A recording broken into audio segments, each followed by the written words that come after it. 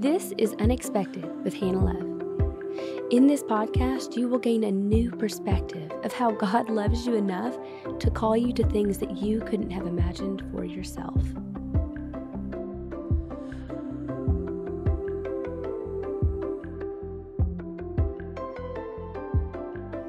Good morning, babe. Good morning. How are you? I'm good.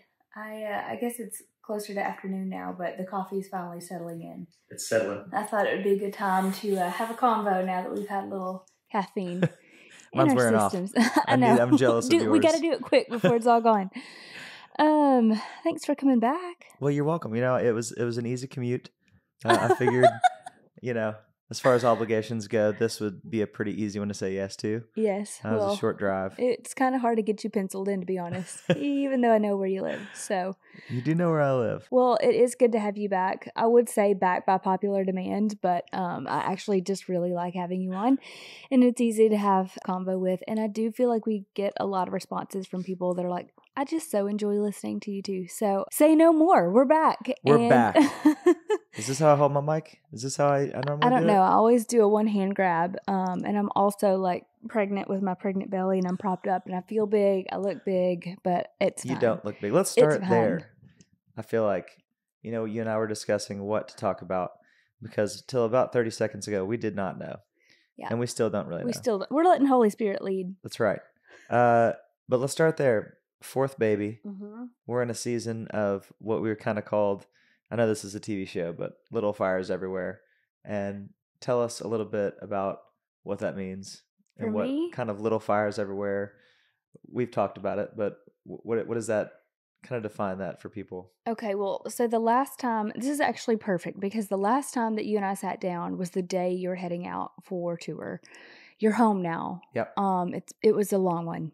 It was it was a long one for me. I know it was long for you too, but I also know that fills your cup. And of course, I love to be home with the boys, but it's really hard without the other parent here. So I'm really glad you're home. And Me too. I think we are still at that place where we are recalibrating. Our therapist actually calls it merging when Shay comes home because hypothetically, he's coming off the road at like 80 miles an hour and he needs to take the exit ramp to home, which is like 30. So we're merging right now. We're merging. He's slowing down or trying to. He actually has a lot on his docket because they've got more stuff coming up. And we just, I think, are probably in the season that every other parent is in that has multiple children and is going into an election season. And B, the holidays. Because, I don't really do Halloween, but like Halloween's coming up and then Thanksgiving and Christmas will be here before you know it. And after Christmas is the baby and every birthday in our household. Yes, including the new baby. Including the new baby. It's a lot. But I we were kind of talking about this and just the struggle it is to stay present while also, dreaming and looking ahead to the future, but also trying to enjoy the now, which is just so hard. I feel like that has been, at least for me, right now, like you said, I'm just got off the road, which was an amazing summer. We had a blast. It was awesome. But at the same time, on the other side of that at home, not that it wasn't also really fun. It's just really hard when you get done with that because we got through our kind of routine. We kind of had a process, of survival being gone 3 or 4 days, coming home. I feel like we did a pretty good job of that as far as, what it looks like to be on the road, what it looks like to be off the road. But all that to be said, now we're in this different season and there's just so many little things. Nothing is like majorly pressing, but there's what feels like a million little things. Little fires. That's actually, see, the reason we could call this episode A Million Little Fires, because that's what I said to him the other night. I was like, we put the kids down and he got into bed and I was like, I just feel like I have put out a million little fires today. Yeah. And I know that is so normal and it has to be when you've got 3 kids going on 4, when you've got any kids, when you've got any kind of a packed schedule. And to be honest with you, because I can say this, I used to live in the country and so did you. I feel like living in a city magnifies that. Don't 100%. You?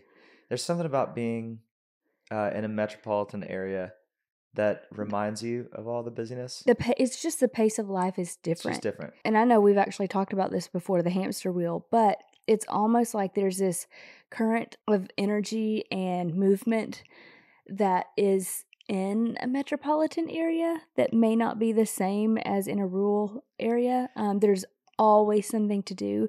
There are always like school functions, always. There are always church functions. There are always, back in the day, the only thing we had on tap was like the annual hayride Yeah. for, the fall festival. And It that was was more it. something to look forward to rather than Yeah. something to stress about of like, oh, I've got to Right. get this done. I've got to do this. And I think it can happen. I think that's the bigger conversation. It obviously can happen in a rural area, but I think it's just the mindset, and you see it more when you go from a city to Mm-hmm. the country, and you're like, oh, this is so I can breathe deeper, and there just doesn't seem to be as many pressures here.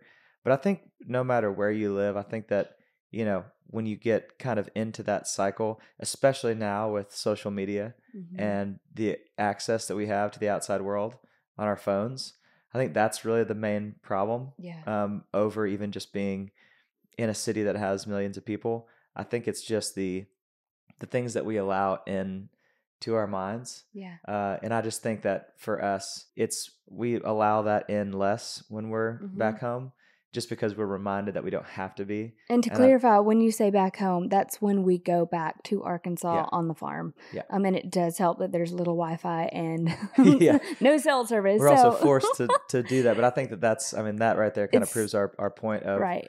It's really more about the access to the outside world. And you and I have talked about this, social media and just watching the news and watching what's going on everywhere. And it's just this never ending spigot of bad news coming your way. And I think that it's really important to have those moments where you shut that spigot off, because for one thing, there's just nothing that you can do about most of it. It's not to say that you can't get involved with things that matter to you and things that are important to you. There's a lot of bad news in the world, though. And I feel like it is important, even though there are so many things going on in every part of the world, I think it is important that you focus on the things that you can change. Right. You see all these bad news stories, and it's like we have so much going on in the world right now. But I think a part of that, besides just being, I think the world is crazier than it used to be, I also just don't think that we heard about it as much. Not to say that that's not a good thing in some ways, because obviously, like, we have more empathy, for the world. Not to say that there's not a good side to that, I guess, of being informed. But I just think that, I don't know, everything all at once is just so unhealthy. It's so Because unhealthy. you It's can't change it. unnatural. It's unnatural. We were never meant to have access to everything at all times. No. And we're probably the first generation that has had that since, our teen years fully. And I think there's two important points that I want to pull out of what you're talking about here. I think one is, this is what I was telling you earlier this week. I was like, I need to go on a fast. I need to go on a digital detox. And I mean that. And the next thing out of my mouth was, but it's just hard because, and then I proceeded to fill in the blank. And I was like, well, we need to get through the election cycle, and then the storms, like we need to, I don't know. There's just like always something. And then the holidays. Yeah. And then I was just like, because, and I'll tell you, this is my own personal like mindset here. I think it's irresponsible as a Christian who, I have a podcast and I like to stay informed so I can keep other people informed or give a biblical based opinion on what's going on. But even if you didn't have a podcast, even if you didn't have a big platform, I think it's irresponsible to keep your head in the sand. Because then I think we fall into that category of being complacent and unwilling to do our part. Sure. Because I have talked to people and they're literally like, oh, I don't get involved with any of that. I don't listen to any of that. And I will tell you, I don't listen to mainstream media. I'm very choosy about what I spend my time on. And I think that that's the second point that I do want to pull out, is being choosy about what we take in. And you know this, you can make fun of me all you want. Shay doesn't make fun of me because he just knows me at this point, but I will watch cooking shows, baking shows, and basically home renovation shows. There are few and far between shows that I will spend my time on because I don't think that they're doing anything beneficial for me or for my heart. Yeah. I won't watch murder mysteries. I won't watch murder docs. I won't watch anything that is honestly just like a horror or thriller or like something that's dark. Because in my opinion, that is just welcoming in and opening a door for something to come in that has no business being there. Has no business being there. I love a good documentary. I love something that's like educational, and if it's about the history of our country and it's dark, I'm like, I'm all in. You know, Yeah. I love that kind of thing. However, I also think that we have to be wise about our time and how we are filling ourselves up. And I've talked about this before, but what we fill ourselves up with is what's going to come out when we're shaken, you know, in times of duress. And you and I have experienced that. So I will even if I can't find a single cooking show because I've watched them all, like that's sad that I binged that many shows. I will turn on worship videos on YouTube on our TV just to have it as like background, like in our room. Yeah. Well, I think it's important what you fill your cup with. And I think to your point of, not watching murder docs and all of these things, It's that, protecting my peace. yeah, that in itself, it's not like, people are like, well, are you saying that those things, like, is that a sin or, I think that it's just important what you focus on and what you're training your mind and your heart to do. Yeah. And I think that if you spend all of your time watching things that are disturbing, I just think that we're a glutton for punishment as a country, as a world, as a human race. I think now with phones and just the sensory overload that we try to put ourselves through, because we see so much that it's almost We're like we desensitized. want to feel something. Yeah. And I really think that that's probably the root of it, is that everyone's searching to feel something. Addicted and desensitized. Yeah. And that is kind of a really powerful combination.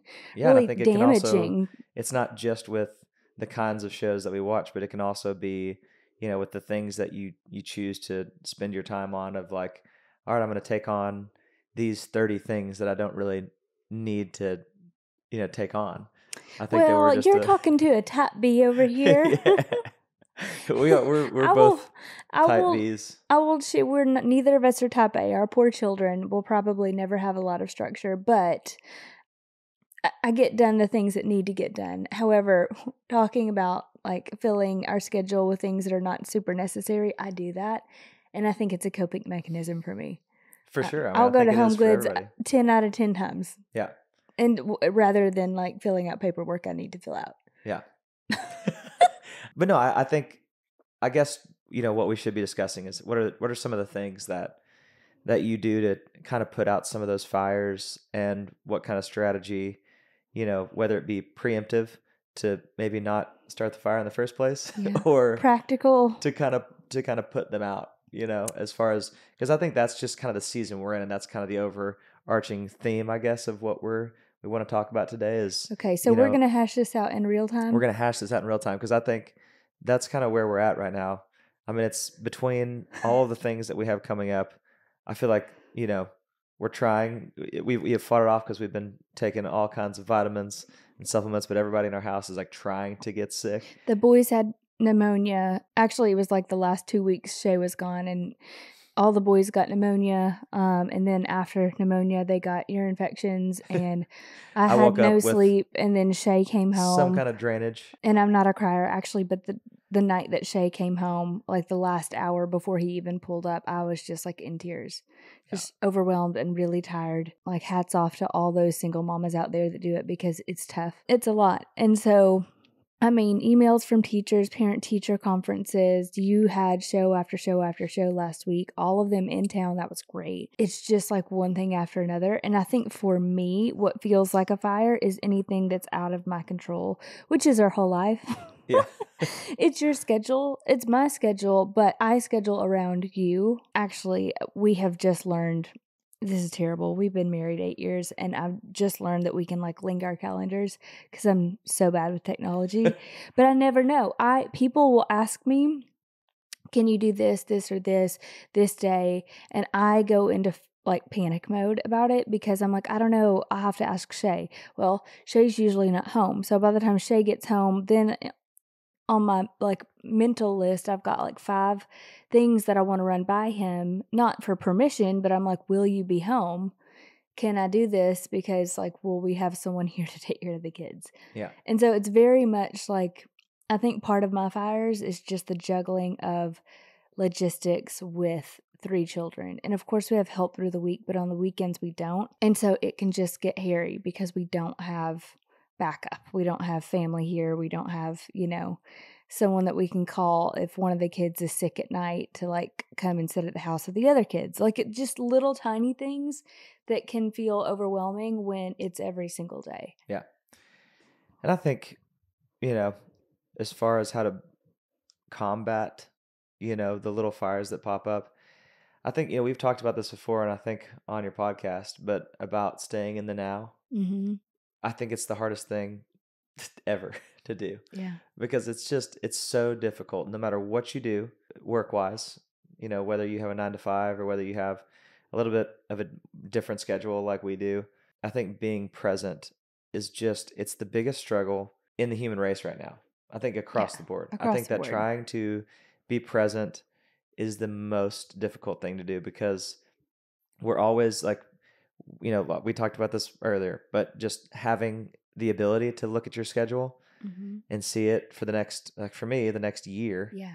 And it's like, even though I'm not having to do it right now, I'm stressing about future things. And it's like, I shouldn't do Yeah. that, but I do it.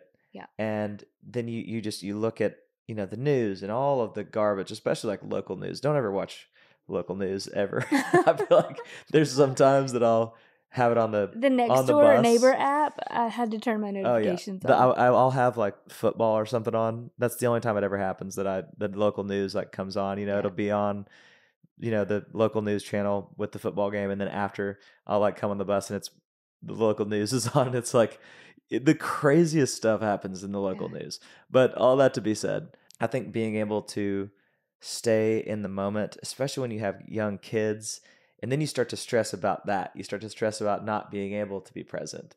Yeah. And the struggle with that because we know that our kids are young and we know that they won't be young forever because we have 3 of them and we got one on the way and then we've already been through this. We've already been to this rodeo, and we know what to expect and we know what's going on. And we look at Asher, who's 7 now, about to be 8. And I remember very, very vividly of him being our first. And I remember that whole first time struggle and then how big he is now. And I'm like, where did the time go? Yeah. This And the is insane. challenges change the older they The get. challenges change, and you think when you make it through one season, you're like, oh man, like that was a really difficult season. But then now they're older and you don't have to worry about that thing that you used to have to worry about. You And go now from it's a new keeping them thing. alive to Yeah. like actually parenting and like emotions and feelings and regulation. Yeah. And then you're like forced to look in a mirror at yourself at, your own regulation. Yeah. And that's kind of where we're sitting there with that. And But it's coupled tough. with no sleep and Yeah, no sleep. But it's, I don't know. I think about, Asher, and I think about, who we were as people, who I was as a dad and as a husband back 7 years ago. mm-hmm. And I guess what I do find peace and solace in is just the fact that we have gotten better. Yeah. Well, significantly. it's funny you say you that know? because on my last episode, I was just talking about like the grace of God that within our first few years of marriage for anyone. And you have kids the first years of marriage. You usually don't wait 10 or 15 years. So we're still working our stuff out. And then we're also raising a tiny little person. And the grace of God in that is that tiny little person will not remember the first couple years. I mean, they might be affected by it in some subconscious way. Hopefully not. But they won't remember that. And that's a huge blessing. It is a huge It's blessing. like God gives you this little window of time to like get your stuff together. Yeah. For that little person. And it's also, to that point, to give people hope. Maybe, you're someone who didn't figure out how to do this until they were 14, 15 years old, Yeah. and because I think that there's a lot of people out there that maybe you have grown kids that, maybe you feel like you have so many regrets, or you have, Mhm. you feel like you screwed it up. I think that an important thing to mention there is when you're kids, like I just think about it. I put myself in that position, and I was actually talking to my buddy Doug about this, and we were talking about our kids and just the struggles that we went through. And it's hard to be a parent, period. But there are certain struggles that men go through as dads. Feeling like they've been a failure in some areas, or not that they've necessarily been a failure, but that whatever they have tried, however honorable, it just hasn't worked, or whatever it might be. I think it's very important to remember, to put ourselves in their shoes, our kids' shoes. And I was talking about this with Doug, that I kind of had this realization later in life. When I was 18, I was out of the house. I Yeah. left, and I was kind of, I don't want to say a rebellious kid. I wasn't, I just kind of needed for myself to go chase Yeah. some things and make my own decisions. It wasn't that I necessarily fell away from believing in God, or completely shut all of that out. It was Mhm. just, I just was the prodigal son in a lot of ways. It's like, all right, I got my freedom. I'm going to go figure out some things for myself. Yeah. Did a lot of stupid stuff, but I also don't regret that either. Sure, there's some things that I wish I didn't have to go through, but at the same time, I would not be the same guy if Yeah. I didn't go through that stuff. But all that to be said, when I got a little bit older, there was a point when I was probably about 24, 25, about when we started, when we had Asher, that there was a point when you start, it's time to grow up. Yeah. And the first person that I looked to, of like, all right, well, I want to be a man now. I want to grow up. I looked back at my dad, and Yeah. I was like, oh, he had it figured out the whole time. And it wasn't that he was perfect, but it was like that was who I looked back to and was like, okay, Yeah. that's what it looks like to be a man. And what a great honor and blessing that was, that I had someone Mhm. to look back to. And I think that's something, even though my dad was not the perfect dad. I mean, everyone's going to make mistakes. What he did perfectly was love me no matter Mhm. what. It was that unconditional love that, you know, as a dad, you're always going to look back on things and regret certain things, or losing your temper. Literally none of that matters. I don't remember. I'm sure it happened. I don't remember any of it. All I remember is that when I was in my lowest place, I knew the first person that I could turn to was my dad. And I know that Yeah. not everybody had that. But that just shows the importance of being able to have someone like that Mhm. in your life, even if you didn't grow up having a good dad, you know, someone in your life that was a father figure. That's who you turn to when you yourself want to become a man. I don't know. I just think that kind of brought me a little bit of peace, because you let yourself go there sometimes as a dad. Oh, yeah. You think 10 years down the line of like, "God, Asher's going to do some of the same stupid things that I did. And I'm probably not going to be able to prevent some of them," because you're going to make your own choices at some point in your Yeah. life. And you just hope that you've done a good enough job.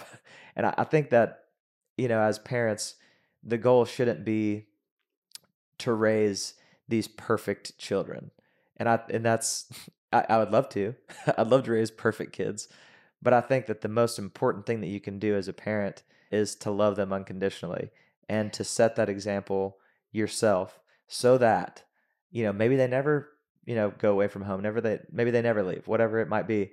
But if and when they do, you want to be that lighthouse that they turn to. Yeah. You want to be that return, that when they start asking questions for themselves, or like, what do I believe, or whatever it might be, you want to be the Yeah. first person that they go to and ask those questions, or look to as an example. Because if you do that, you're going to be the first person that they come to. Yeah. Because that was me. That was when I was talking about, Well, with Doug. That was such a piece for us, because we're not going to get it right throughout their whole childhood. But if we love them no matter what, and we focus on ourselves, and for us, it's like my relationship with God. If I'm doing those things right, then I just know from experience our kids are going to look to us when yeah. they're looking for help. It's And like, obviously, ultimately, yeah. we're going to point them to God. But that, Well, we you are said supposed to be their example of you what it's like to have a relationship with God. I just want to add this in because you said that the most important thing you got out of that with your dad was, the unconditional love. But I would like to add that coupled with that is your identity. Yeah. Because, yes, your parents loved you unconditionally, but they also instilled in you that foundation of 100%. of who you were. Yeah. And I think that takes out the huge question mark at the end of like turning 18 and having your independence, of searching the world for in all these places for who you are. Yeah. And I'm not saying that, kids raised in a Christian household aren't still going to go do that, because I think we all do. It's like a rite of passage. Yeah. However, I think that it's what the Bible tells us: if you raise a child up in the way they should go, when they're old, they will not depart from it. Yeah. And deep down, you had the foundation. Deep down, you knew that you were a child of God. You knew that you were God's son, even before you were your parents' son. And that takes out this huge, amount of searching that I think people will spend their whole lives. 100%. Well, and we're back. Here we are, because our microphones died. So I'd like to go back to a point. So I don't know if it caught my pedophiles comment. And I want to make sure I get that in there. Okay. Rewind a little. Rewinding. Pedophiles. Let's talk about them. Here's the thing. My point when I brought this up was the world is a very different place than it was, however long ago it was when we were 15 years old, 200 years. But I just remember vividly, when I was about 15 or 16, I always said, man, I'm going to be a cool dad. Like when I get older, like I'm not going to have all these rules, around technology and video games and whatever it was, with my kids, because they were so strict, when I was little. And I mean, became a dad, complete 180. I was like, yeah, none of this is happening. This is a terrifying place to be, because it's, for one thing, it's not the same place as it was. Social media has completely changed the landscape of what it means to be a kid, and how soon you find out these things that you should never know as a kid, and you don't know how to process as a kid, beyond just the horrible things that are in the world, violence-wise. I mean, you see some of the things. There's a picture that could pop up on Twitter that just, it's not that I'm not, empathetic towards the, atrocities that are going on in the world, but when something pops up of a young child, that's gotten killed, that is very graphic, and it's just horrible. Nobody should see that at all. Period. You can't unsee it. Those are things that are, a Vietnam veteran, they saw crazy stuff, or in World War II and all of these, every war in existence. Those people came back from seeing the most atrocious things that you could ever imagine. They come back with PTSD, and they have all these problems because they saw things that no human should ever see, and went through things that no human should ever, have to go through. But now we're seeing some of those things just pop up on our phones, and it's absolutely disgusting. And it really, it could change your life. I mean, I've seen things, in the last 5 years that I never wanted to see. And I'm an adult, and I'm able to process those things. And it's like, it's horrible, but I cannot imagine seeing something like that when I was a kid, and seeing some of the things that, our kids are seeing online, beyond just like pornography, but like violence and things of just the most evil nature. And, another thing that I want to make sure that I hit on here, that, we have to be vigilant against, that there's so many pedophiles out there now, that it's that are just actively looking, but also just, it's almost become taboo to talk about. Like, ooh, you can't talk about that. It's like, if there's anything I ever get canceled, if I get canceled for talking about pedophilia, I will go down swinging, because there's never going to be a time that I'm like, well, they're people too. It's like, you know what? They're people, whatever. You can't do it. It's disgusting. And it's like, I'll never accept that. There's a lot of things. Our world is changing.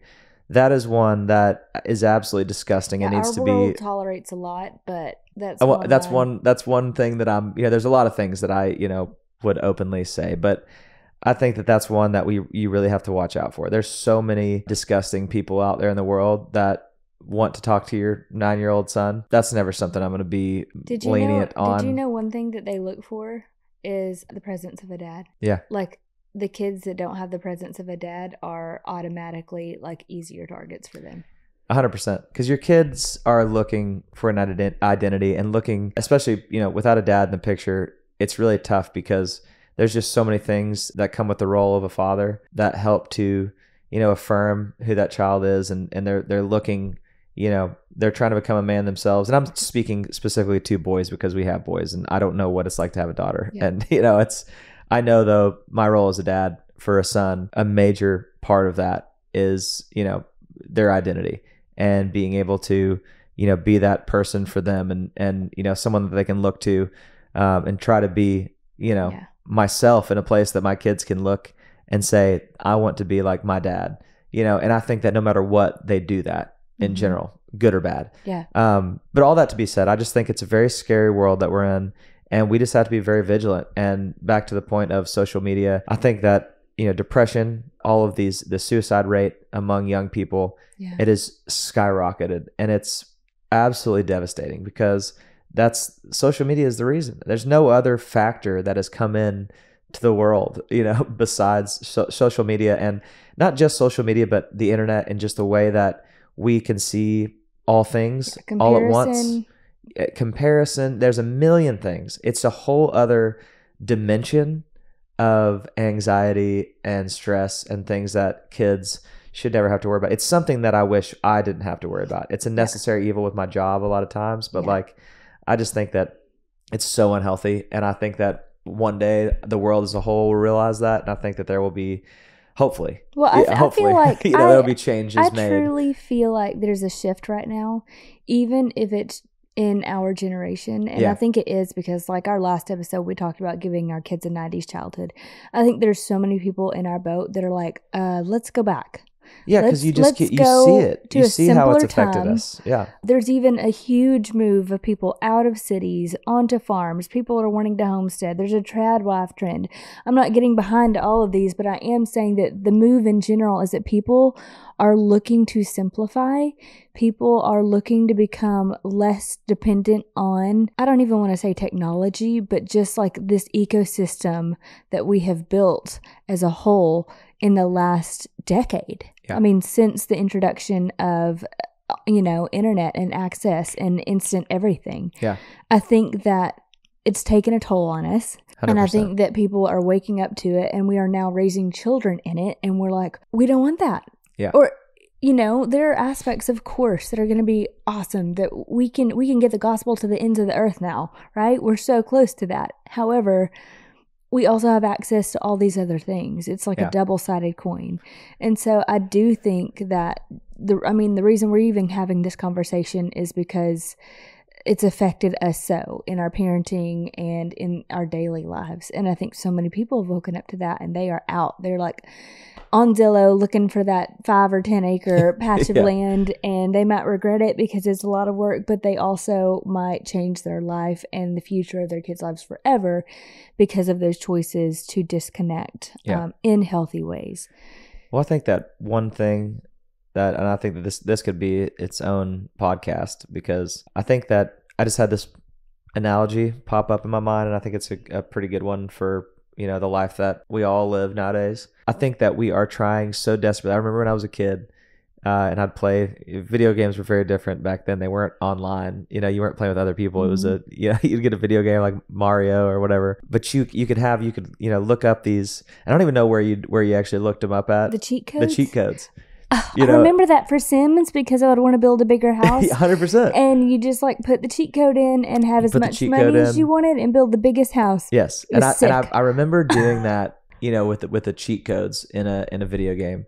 And I just remember that I'd been working on this video game, trying to beat it for like 2 weeks, and which wasn't really that much time because I had like an hour to play it, every 2 days. So it was like, it shouldn't have taken me that much time, but I had been trying to get past this one level. And I just remember like my buddy Michael was like, yeah, dude, you can go in there and you could do, left, right, up, down, A, B, A, B, A, B, or something. And it got you through the level. And I just remember being like stoked about that, but then the game was over. And I was like, all right, well, that stinks. It's over. And I think that's such a good analogy for life, because I feel like we're always looking for these cheat codes. We're always looking for a way to kind of jumpstart these things. And I think it's kind of it's really something I've realized like in my whole life, and we can tie it back to the little fires everywhere, because I think that that busyness that gets in our life, and us always trying to find a way out of it, and how do we, get past this section, or this is a really hard season in life. Like I want to get past this. The kids are, doing this, whatever it is that you're struggling with at the time. We're just kind of always looking for that cheat code to kind of get through that part. And then we miss all of the lessons that we should have learned through that in between that season. And I think that it's just important that we remember, for one thing, we're not in a video game. And when we get done with this life on earth, we only get one of these lives. Yeah. Once you get past that hard season, you might have gotten through it, but like there was so much good that you were supposed to get in that season. And I just think it's really important that we remember that, to not try to rush through. And, going back to our point of trying to stay in the now, we've got to do a better job at living in the present, even when it's difficult, even when you're in a season of waiting, whatever it is. Like life is going on right now. And that's the point. You're not trying to get to this next thing. I mean, that was such a struggle, early on in my career, where it was like, we won some Grammys and awards. I'm looking over here on the other side, at the piano, got a bunch of awards sitting on it. And I just think about what that used to mean to me and the pursuit of that and trying to get more. And it was like, that's just not the point. I look at those and I'm so grateful for them. But the only thing that I really am grateful for is the in-between moments in between those awards, because what it meant was, being on the road or writing songs with Dan, and like all the goodness that happened in between those, and the people that I met and the experiences that I had along the way on the way to get one of those. Yeah. That was the only thing I got from that. Those are just little tent poles of like, hey, remember how cool this was, or all the hard stuff that you went through to get this. It's not the award itself. Yeah. And I think it's important for us to remember that. Like the journey is it. Like that's all life is it's just one big journey. And if you're blessed, you're going to get to the end and look back and be like, man, I thoroughly enjoyed that. It was all the good, the bad, the ugly. I enjoyed all of it. And I got to do it with someone that I loved, and made other little kids that we love. Yeah. And you've built something. That's the whole point, is the journey. Like going to the top of the mountain is pointless if you're on your own. It was like, it's like a cheat code to get to the top of the mountain. If you get up to the top and then you look around and you're alone, like you just miss so much goodness that you should have gathered along the way, and I just think that popped into my head of cheat codes in video games and how we try to do that with life. And it's just, you can't do that. You have to gather all of the garbage and go through all of the bad things in order to learn the lesson that you're supposed to in that season. And even when it's hard, and like I said, you're in a season of waiting and it feels like you're going to be there forever, you're not going to be there forever. Yeah. And when you finally do get on the other side, you're going to be so much more equipped to be a better father, a better husband, a better human, and be able to interact, with other people and have that story to tell. So many stories in the Bible are of the in-between, and they're of the preparation that was happening, before the big thing. Just like David killed the bear and the lion out in the wilderness when he was a shepherd, and that's like not the part that we hear about. We hear about him slaying Goliath, but like the preparation leading up to that. Like there's things that you go through, and God uses that to prepare you for the next big thing that may be the impact for other generations. Yeah. I think we've lost that a lot of times, the preparation.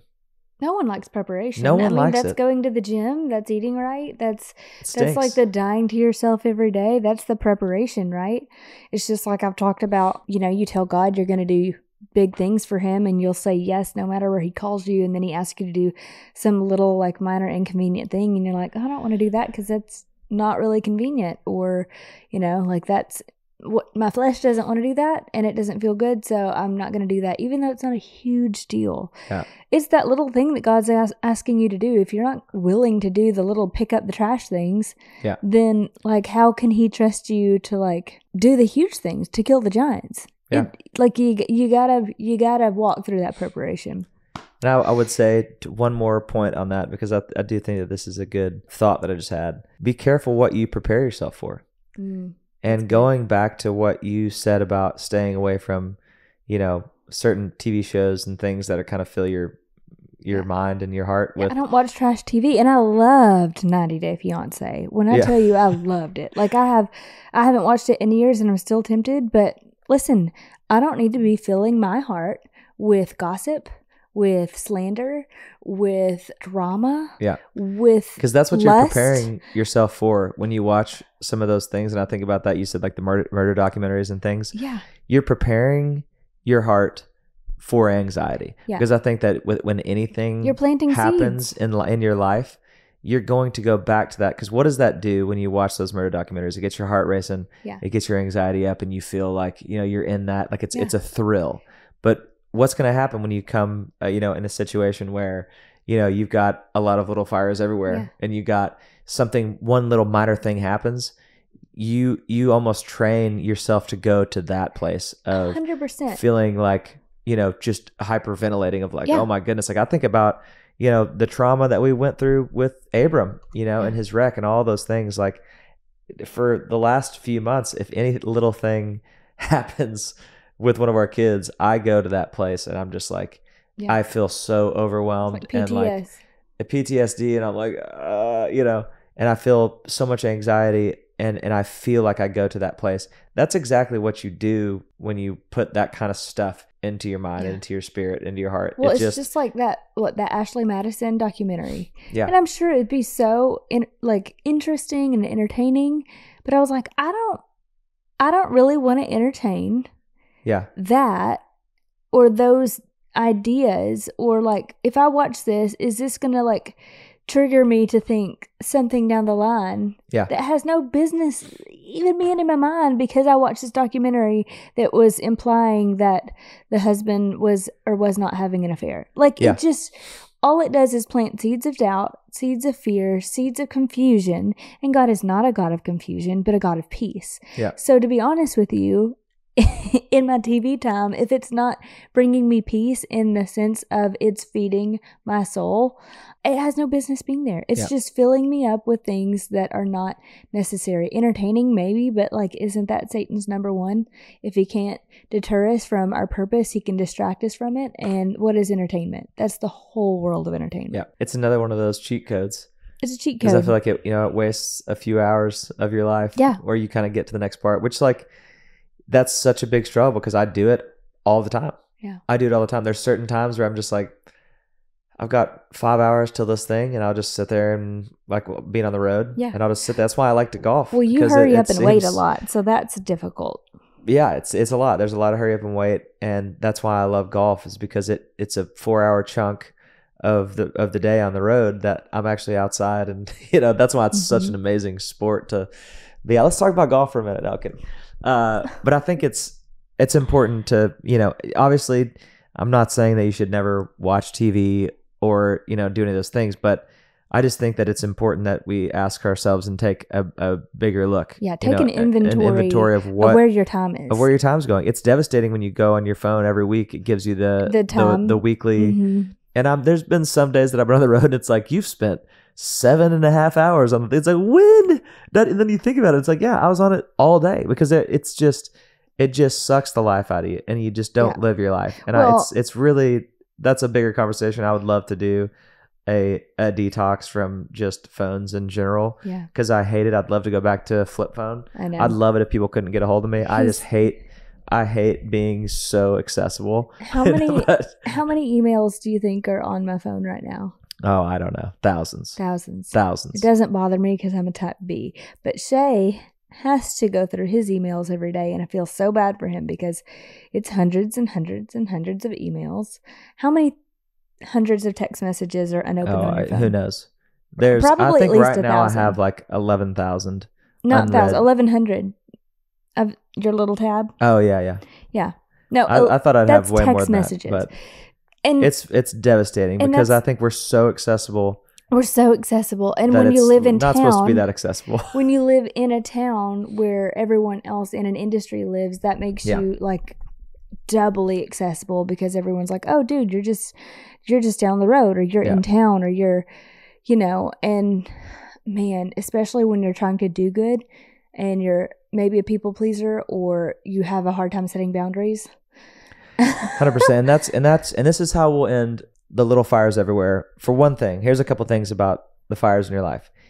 The fires of parenting. When you say little fires everywhere, when you think of fire, you think immediately like, oh, these are like bad things that are happening. These are not bad things. Not all of them. Some of them are. They're little fires. Keep in mind, they're small. Not all bad. Okay, but my point being, it can be having 300 people trying to get a hold of you, and what like that's that in my head of like, oh, I told this person I would do this, but now I don't even have time to like really give them my time. You know, having all these tabs open, those are what we're talking about when we're talking about little fires everywhere. It doesn't have to be bad things. It's just little busyness pockets that are over here in the back of your mind, and it just is it's really overwhelming. An allocation of your time is all it is. It's like it's every single one of these fires is going to pull some amount of your time. Yes. And I think the point that we're trying to make is that your time is valuable. You don't get it back. Even like we got invited to go to this awesome football game that was out of state a couple of weekends ago, and we both wanted to go. Like we both really wanted to go, and we could have made it happen, but logistically it would have taken a lot of time. It would have taken time from our kids, and Shay just got back home and we had to weigh, right? We had to weigh. Would we rather just like be home with our kids? Yeah. And that's what we did. Yes. And I think it's, you know, as far as, you know, what you can do to combat, you know, these fires that are and these distractions in your life, I just think for one thing, we need to collectively all realize that we can't be all things to all people all the time. Yeah. And that was something I really struggled with because I'm such a, especially used to be, I'm not so much anymore because I just got to the point where I just don't care. But I think that, you know, me wanting to connect with people, I love people and I do love to connect with people and I love meeting new people. The problem is that I love people so much and I have the opportunity to meet a whole bunch of them, you know, and I cannot give my time to each and every one of them. I think it's really important to remember that we cannot be all things to all people because there's going to be a point, you know, and there's been points in my life where I'm sitting here texting literally 50 different people throughout a day. That's too many people. 50 people is too many people. You wouldn't be able to, in a room, walk around and have a conversation with 50 different people. A meaningful conversation. But also all day. Yeah. It's not like a, hey, how you doing? I'm good. Yeah, man, let me know when you have some time to hang out. Cool, done. It's like all day. Open conversation. It's just like you're in an open chat and you're trying to respond back and forth to these people. 50 different people, sometimes 100. I mean, I'm not exaggerating. There are thousands of unread text messages on my phone. And I just had to get to the place where I was like, you know what? If I don't text somebody back, for one thing, I would, and it's like, I would say probably, you know, 99 out of the 100 I want to talk to. Yeah. But I just genuinely cannot. And you can't feel bad about that because I had to get to this place where I was like, you know what? If they get upset that I'm not hitting them back, they shouldn't be in my life anyway. They just eliminated themselves. If they understand, yes, they just eliminated themselves. If I see that person again and we have the opportunity to further that connection, that's great. But I only have room for about 5 people in my life, friends wise. That excludes like family and you and the kids. 5 buddies. Yeah. 5 guys in my life. That's capacity. Maybe 6. Yeah, there's going to be more that are like you interact with a lot, but you're not close. And those are great to have too. But you need really 3 people in your life that are good friends. I've talked many times on here about maybe 4 even quarters. Just 1. But me and Eric have talked about the 4 quarters over 100 pennies. So it's so important. And I think that it's just all that to be said. I think that you just have to realize that you can't be all things to all people. And if that upsets them, then that's not on you. Yeah. You have to give yourself a little bit of grace and realize like what we're doing here. Cause I was telling you this, like that's one of the fires that I've tried to put out. Not necessarily, you know, not having any friends, but, you know, stressing about, you know, connecting with all these people because I've got 3 little dudes at home, about to have a 4th, that we're in a season where they need me. All of my time mostly goes to them. And then I'll have like a couple days outside of that where I'll go for a couple hours and see some really close friends to fill my cup and, you know, all of that stuff. But I'm just in a season right now that I can't be hanging with and a our bunch of boys people. are outgrowing not all of them. Ames blessedly is still where he loves me. Asher loves me too, but Asher has they all love you. Asher has outgrown and again, David Thomas talks about, the stages and the lover boy stage, and then they leave the lover boy stage and they go into the next stage, and I forgot what it's called, but it makes me really sad because they basically leave mom forever and they're like, all right, now, like, I need my dad. And that's healthy and that's good, but it's really, it's been hard for me on my end while Shay's been gone this time around because he needs something that I can't give him. Like, he needs the role model of father. He needs the discipline of father. I discipline. I'm a big disciplinarian, but it's not going to it's not going to affect him the way that it would if it was coming from a man, and if it was coming from someone that he respects as a father figure versus mom nagging and telling him what to do. And that's been a difficult transition for me. That could be a whole other episode. Ames is 4, so I've still got a little more time with him, and then of course the baby, and that's sweet. So I'm savoring my time, but I'm also realizing that as the boys get older, they need Shay more and more, and that's humbling. And I'm sure it's a little scary for you. It's a little scary for me because now I feel like the ball is fully out of my court. But it's also healthy and good and right. And like, that is who they should be gravitating to. I don't know how I got on this rabbit trail, but... Well, I think that's, for one thing, you're an amazing mama. And I know that's a difficult process to have to go through of kind of letting them go a little bit. Yeah. And I literally, the book says that they'll never come back to me. For being a son, though, I will say you always love your mama, and there will be some of our boys that will probably not leave you until 18, and we'll have to be prying them out of your hands. I hope so. But no, I think that overall, I think what we've talked about is those little fires, and it's we haven't really offered. Okay, wait, I want to offer. Okay, offer something. If y'all have made it through like this 2 hours, then bless you. You should we'll just put a disclaimer that like the timestamp at the bottom to get to the points that we wanted to make in the first 5 minutes was, 1, you can be in the Word. Because the Word will anchor you like nothing else. I know that people are like, you have to carve out time in your day. If you want to wake up at 5 a.m., listen, I'm not waking up at 5 a.m. I wake up multiple times through the night with a baby. I'm also pregnant. I'm also out to pee. I don't function well without sleep. I'm not going to be a good mom for anyone. So I'm not doing that. However, what I will do is I will ask you or Stu or someone to let me have 5 to 10 minutes, however many minutes I can get, reading the Word, sitting down in a quiet place and reading God's Word, and just see what he shares with me. It doesn't have to be revelatory, but I will tell you, if I even take 5 minutes, my heart will be grounded through the day. I'll be way less like snappy. I will have way more patience. It's just this tiny little thing that you can do practically and proactively. And the other thing that I do is I walk and I listen to worship music. We set the tone. We set the environment for our house. We always have worship music going on nonstop. It's not country in our house. It's Christian. It's true. We worship because even if we have a million fires and we're really stressed, the background is still going to be playing music about gratitude and God's mercies being new every day and the blood. And it's going to point us back to something that's not us, because let's be honest, those fires are just pointing us back to us and our needs and our stresses and our wants. And it isn't even about us. It's not even, none of it's about us. It's about like honoring our time, the time that God gives us to bring glory to Him. And part of that is raising these boys to be warriors for Him and to know them and to have an identity in Him. That's the 2 things: be in your Word, worship, gratitude, and like you said, what you were saying was have grace for yourself. Have grace. But those are what you just said are the 2 main things. Yeah, really, because it's that's the only offense that we have. Right. It's offense and defense at the same time. But that is the only thing we have to battle.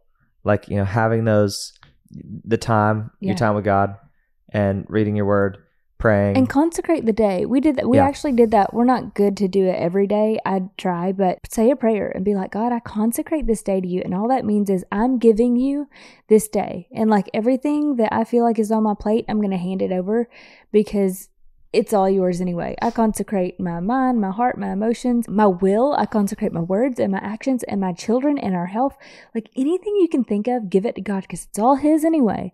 And for some reason, just the act of verbalizing, God, I consecrate this to you and I give it to you.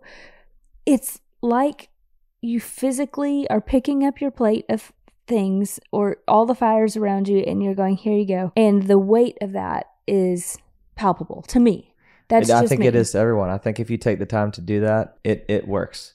Because I think it not only does something in your spirit, I also think it does something. It reminds you it's not in your power to Yeah. let control. I think it also does something like physically in your brain. I think that, I mean, they've done studies about how gratitude.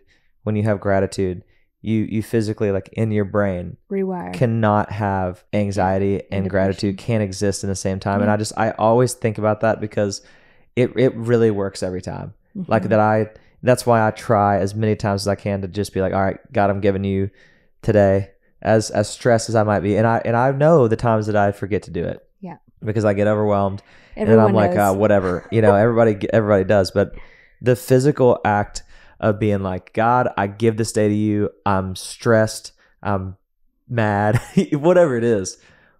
Doing that, and I've done it with the kids in the car, and it is insane to me, the shift that happens of like, all right, it might be slow, it might be quick, but I notice the difference immediately because it's just, there are so many reasons why you have to do it, mainly because the Bible says to do it. But it's also, it works. Yeah. It really, really works. And I think that, prayer and having time to yourself, it's the most important thing that you could do because it really equips you throughout your day. Because throughout the day, not just throughout the months, throughout every single day, there's going to be a million little fires. And that is the only thing that is going to put those fires out. And it's the only thing that is going to make you sane because there's so many things in the world that you can just let them compound on each other. And you and I will talk about this, every single day of being like, there's a million little fires today, that I'm putting out. And it's all negative. It's all negative stuff from a million different places. But that's why it's important to combat that with positive.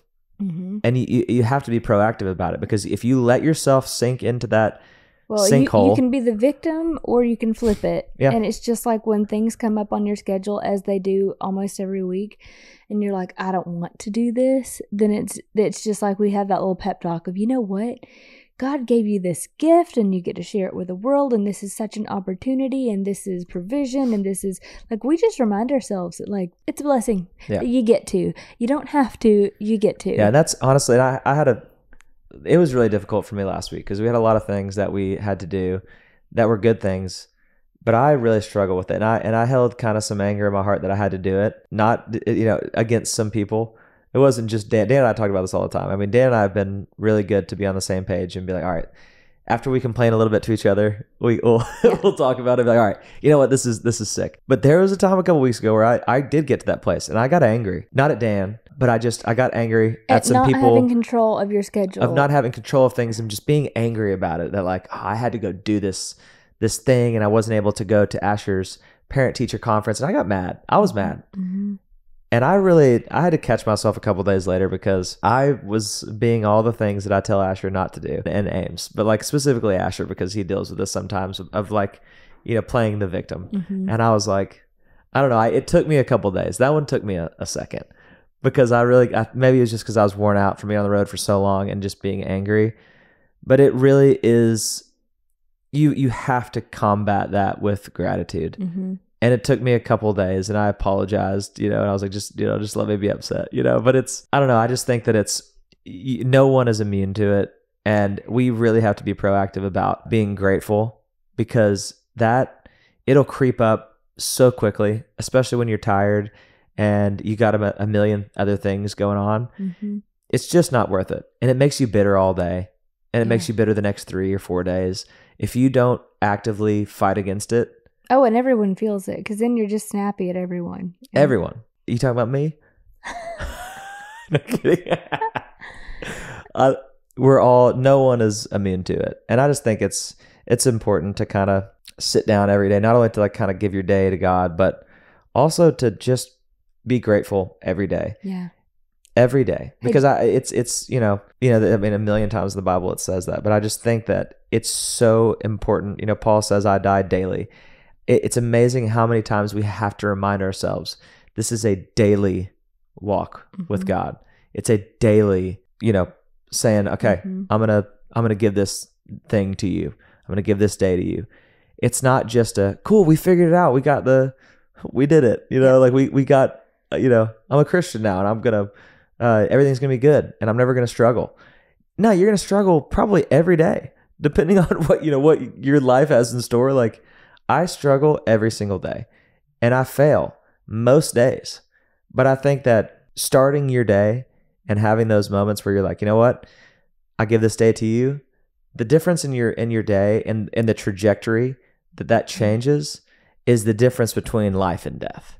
Yeah. It is the difference between life and death. It is. And I think that it is just so important that we remind ourselves as Christians, as husbands, as wives, as parents, that we've got to do this and remind ourselves every single day. Yeah. Because eventually those little fires everywhere could turn into massive chaos and wildfires throughout your life if you let it. And I think that's why it's important that every single day we get out there and we use these tools that God's given us to extinguish those fires one at a time. Put on the armor of God. Consecrate your day. Get in the Word. Pray. Gratitude. Worship.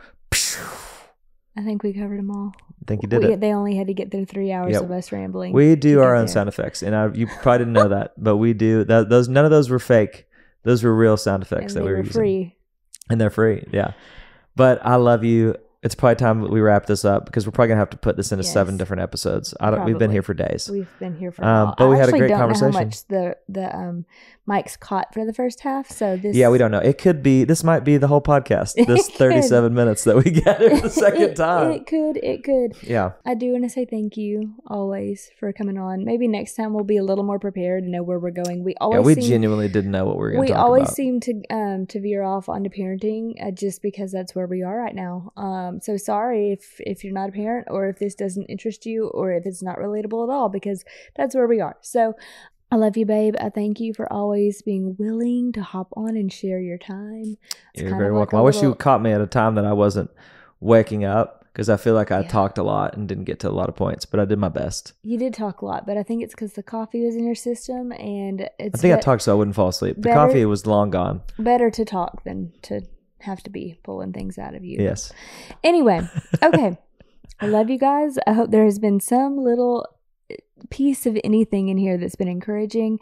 Read your Bible, go on a walk, listen to worship music, watch what you're taking in, like watch the things that you're putting in your body. And by putting in your body, I mean the things that you're taking in with your eyes. Erica and I talked about this actually on the yoga episode.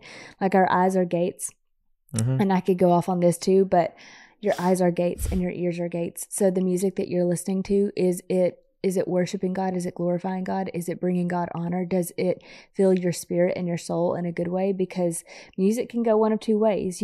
Lucifer was the angel that was created to worship. He was made out of pipes and tendrils, and then he fell. And so I've talked about this too, but Satan gets furious when people worship, because that was his job. He was the worship leader in heaven, and he doesn't get it anymore. And he still likes music, and it's still out there in the world, and you listen to satanic stuff, demonic stuff, and it might sound great. It might sound like the best thing ever because it's good music, but it's secular or has hidden stuff in it. So just watch what you're taking in. Watch what you're watching with your eyes. If it's not feeding your spirit and your soul in a way that is honoring and filling and even glorifying to God, I'm not saying that my baking shows are glorifying to God, but at least they're not filling me with doubts about someone going to come in my window and murder me. So there you go. Little eyes, what you see. That was the first thing I thought of was that song. Yes. But yes, be careful out there. Be careful. Almost said, watch out. Watch out for pedophiles. There's a lot of them out there nowadays, apparently. If there's one thing you remember from this podcast, like Shay said pedophile like 16 times during that podcast. But no, there's a lot of craziness out in the world. I love you. I love you. Let's go have a good day. Equipped us. Consecrate your day. We just did it together. There you go. Yeah. My phone just went on low battery. Okay. So I thought you ended it. I didn't know. All right. Well, this has been Unexpected with Hannah Love. And And Hannah and Shay. Sorry for rambling. Yep. Hannah and Shay. Out. Unexpected with Hannah and Shay. I like it. Yep. Love you, babe. Unexpected is the perfect name today because you probably never saw where we were going with any of our points today. Yep. It's very unexpected. I don't know that we tied up any of our points. But... Nope. But you know what? That's life. We're still trying to tie them up ourselves. So we love you guys. Love you guys. I love you. Hope you have a good week. Maybe you've been entertained at least. Probably entertaining. And I think Hannah and I are going to probably take a nap right here on this couch. I can We sleep. don't have time. We have fires to put out. That's true. Okay. Love you. I love you. Bye. Thank you so much for listening today. If this episode has encouraged you, please feel free to share the show with your family and friends. There's a lot of stuff going on in the world today, and my hope is that this show is a candle in the dark.